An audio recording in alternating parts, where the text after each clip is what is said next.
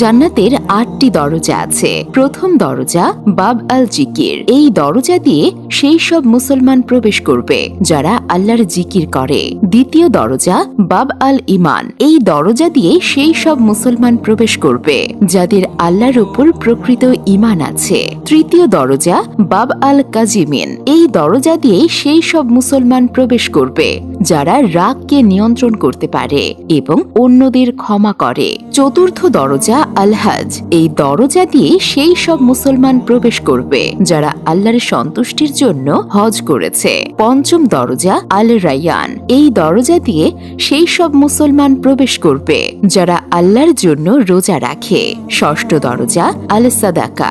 এই দরজা দিয়ে সেই সব মুসলমান প্রবেশ করবে যারা আল্লাহ তাআলার সন্তুষ্টির জন্য দান খয়রাত করে। সপ্তম দরজা আল জিহাদ। এই দরজা দিয়ে সেই সব মুসলমান প্রবেশ করবে যারা আল্লাহর রাস্তায় জিহাদ করে।